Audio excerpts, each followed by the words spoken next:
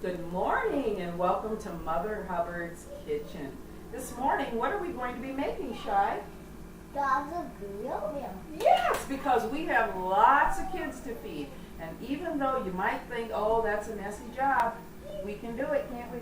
Right. And we can make lots of gobs and gobs of Glooby Oatmeal. So, what we need for this is a pan that's going to hold enough water so that our cereal doesn't boil over. We're going to need 6 cups of water, 4 cups of oatmeal, and then we need a little salt too. So we're going to pour our water into our bowl. That's 6 cups. Can you get 4 cups of oatmeal ready?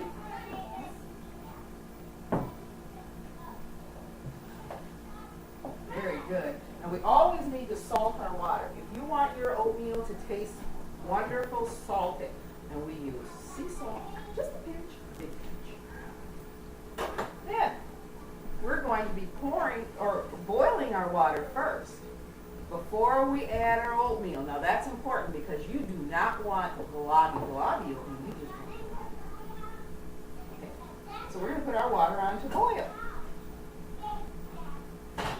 Always be careful around the stove. It is not a toy. Did you hear that before? Yes. Now, we'll be adding the oatmeal once the water boils. Okay, the water is boiling now. We've got 6 cups of salted water. It's ready. Cheyenne, do you want to bring over the oatmeal? And I'll stir while you can pour it in, okay? It's important to always stir your oatmeal when you're pouring it in because really, globby is not good when it's got clumps.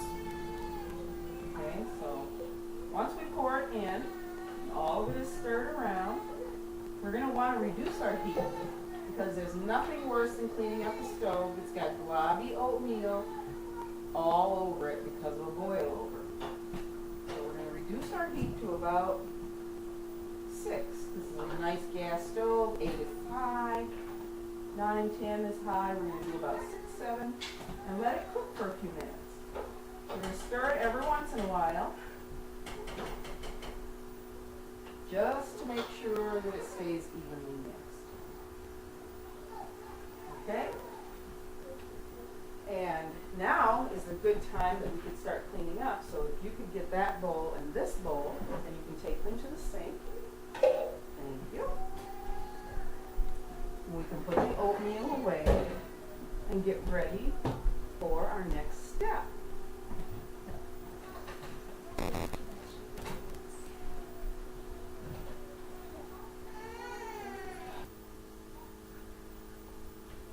So our oatmeal has boiled enough. We've turned down the heat. Now we're going to turn it off. And as everyone knows, the secret to any good meal, especially globby oatmeal, is what? The secret's in the Sauce is yeah. butter and brown sugar. Butter and brown sugar. So we're going to add about 3/4 cup, yes, of brown sugar to our oatmeal. Shai's going to do that. 3/4 cup of oatmeal, and a nice brown sugar, sure. Shai. There. And if that's not enough, we'll add a little more.